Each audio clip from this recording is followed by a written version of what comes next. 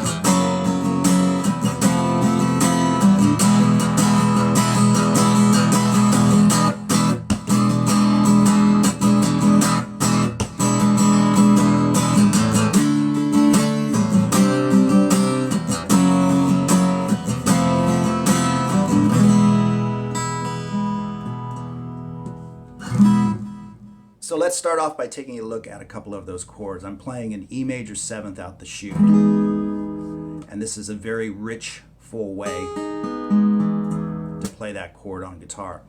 And if you're playing it on solo acoustic guitar again, or even electric, this is a nice way to do it. It sounds really full. Now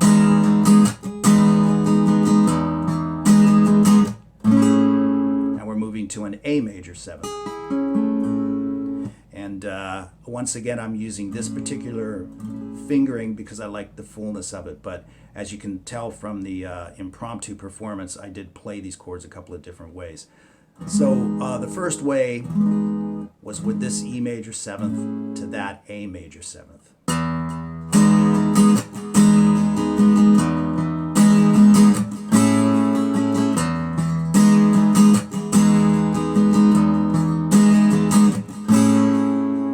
And for the most part, what's happening in the right hand here, I know I usually go into a lot of detail about the strumming patterns and whatnot, but this is such a chill out piece. Just play it loose, keep the rhythm as solid as you can, and just do your own thing with it. So after the intro, the vocal enters, and I just kind of...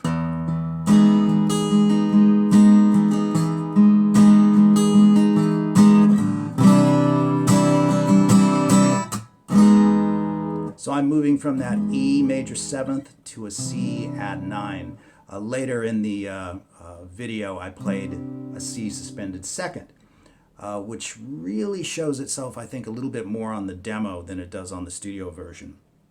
But again, the studio version is so massively produced, it's hard to sort of single anything out of that gigantic mix. So you can play that any way you want, move from here to here, or here to here. As you can tell, they're very, very similar in the overall harmonic sound.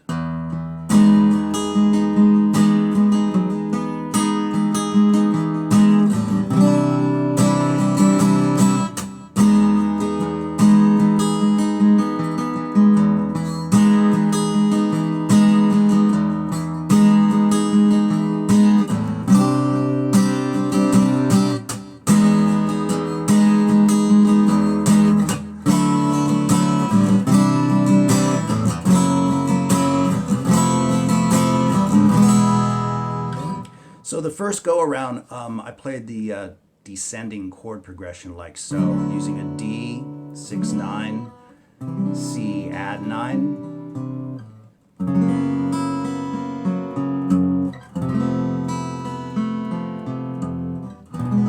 And then rested on an E chord.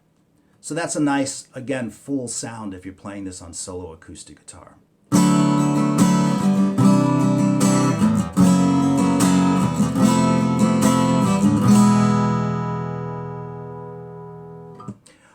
But you can also play it like this, using a D suspended second, C suspended second, then move into these chords. And you can even play these two chords without that bass note on the top if you want.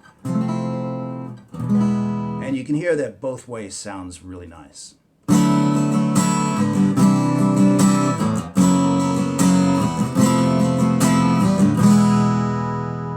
Or if you like,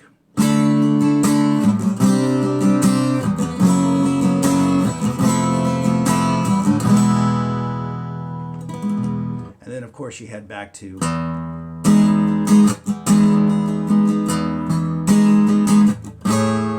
so there's the second way to play that A major 7th chord, and you definitely hear that on his demo. You can hear him just kind of slide up to it. And then I've also included the other way to play the E major 7th, so you can alternate between those or mix them up however you like to do it.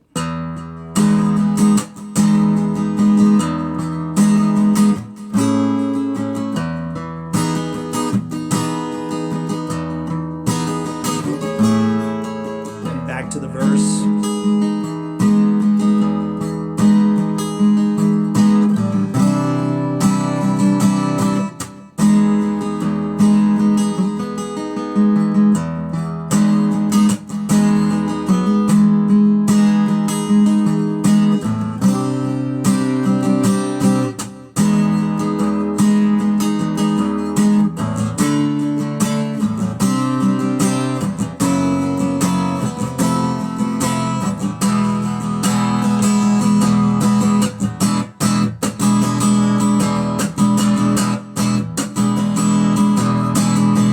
And so that's the raging chorus, right?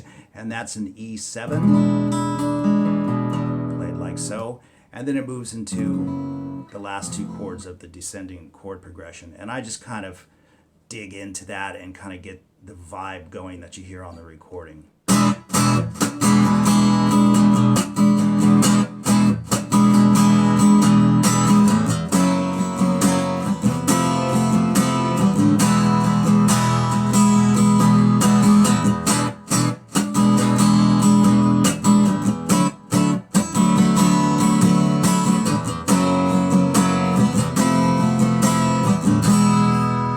So the second go around, you can see that I added the D6-9 in front of the last two chords. On the studio recording, if I remember right, that chord was omitted, but you hear it on his demo. And you can play it like this, or you can play it like that if you want. Like a D suspended second, in other words.